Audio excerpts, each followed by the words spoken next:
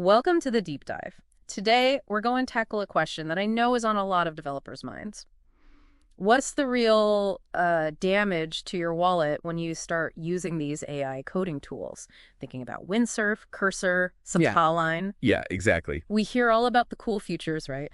But this deep dive, it's really about the dollars and cents, the practical side. Absolutely. We want to cut through the marketing noise. What does it actually cost to bring these platforms into your workflow? Is it just like a small line item, or is it something that fundamentally changes your budget? That's the goal today.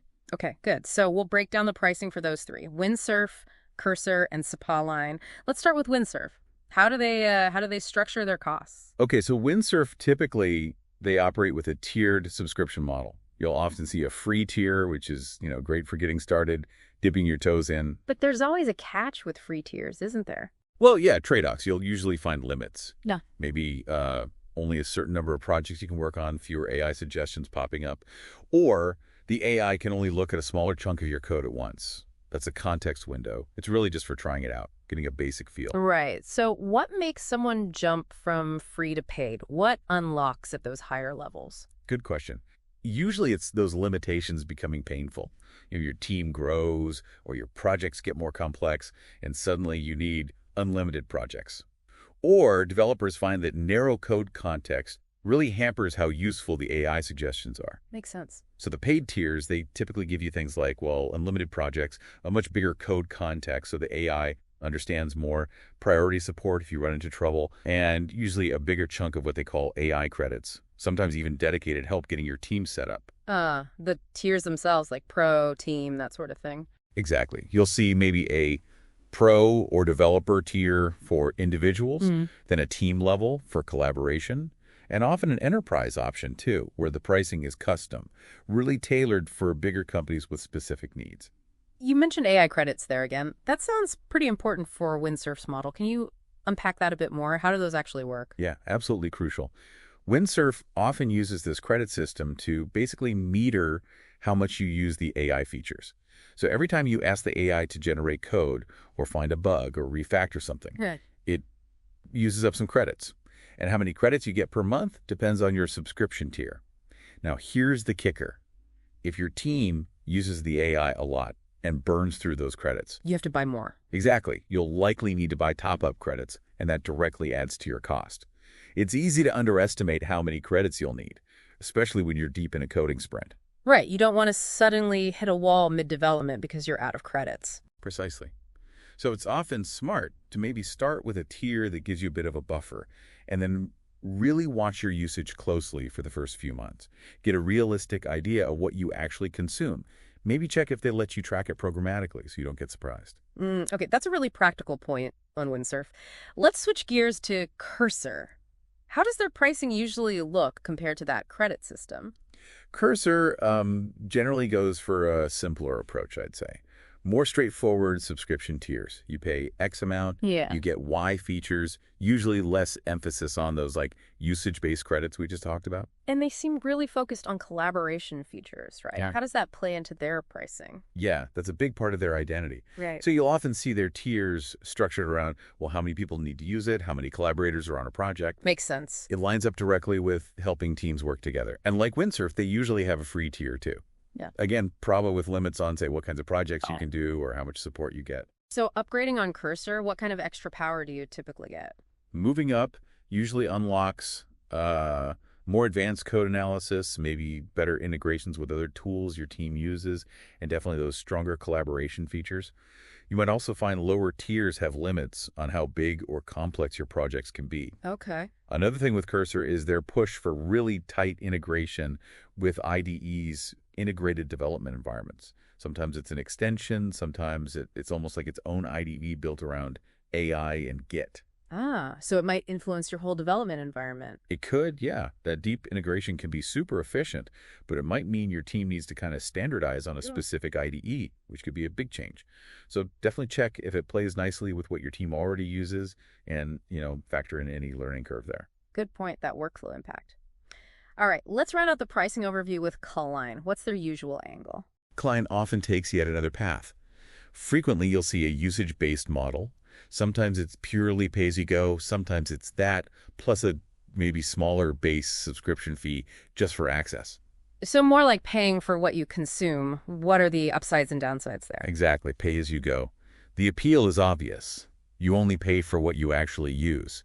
If your usage is sporadic or tied to specific project bursts, that can be really cost-effective. But the big but is you have to monitor it super carefully. It's really easy to get hit with unexpectedly high bills if usage spikes, maybe during a big refactor or something. Yeah, I can see that happening. And you absolutely need to understand how they measure usage. Is it lines of code generated? Is it the number of API calls you make? Is it the CPU time your requests take on their servers? It could be any of those or even something else. Wow, okay. So clarity on that metric is key. Totally. If they charge by lines of code, well, you need to think about how verbose the AI's output is. If it's API calls, you want to be efficient, avoid unnecessary requests. Sometimes you might see tiers based on support levels, or even how fast they process your requests. We often see command used for really specific intensive tasks, maybe in data science, where shaving off significant development time justifies that variable cost. Okay, so we've got the subscription models, the credits, the usage fees, but that's just the sticker price, isn't it? Let's dig into that total cost of ownership. What other costs are hiding in the background? Right, this is crucial. The subscription is just the start. Think about training. Your team needs time to learn these tools, right? Even if they're user-friendly, there's a learning curve. How do you best use it? What are its quirks? Where does it fit in our workflow? And that means lost productivity initially. For sure. There's going to be a temporary dip while people get up to speed. You might even need to budget for actual training courses or resources if you want to speed things up and make sure everyone's really using it well. Yeah. But don't forget just the time spent tinkering, experimenting, figuring out the best prompts, optimizing how you use it. Okay, training time is definitely a cost. What else falls under this total cost umbrella? Integration. How smoothly does, say, Windsurf plug into your existing setup? Yeah. Your IDEs, Git, your CI/CD pipelines, the whole shebang. If it integrates seamlessly, great, that's an efficiency boost.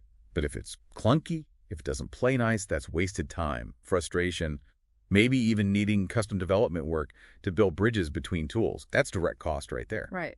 And ongoing stuff, maintenance. Yep. These platforms get updated. The vendor handles the core updates, sure, but you need to make sure those updates don't break anything on your end, check compatibility, fix any issues that pop up. API changes are a big one. Yeah. An update could change how the tool talks to other systems, potentially breaking your workflows until you adjust your code. These are definitely things you might not think about up front.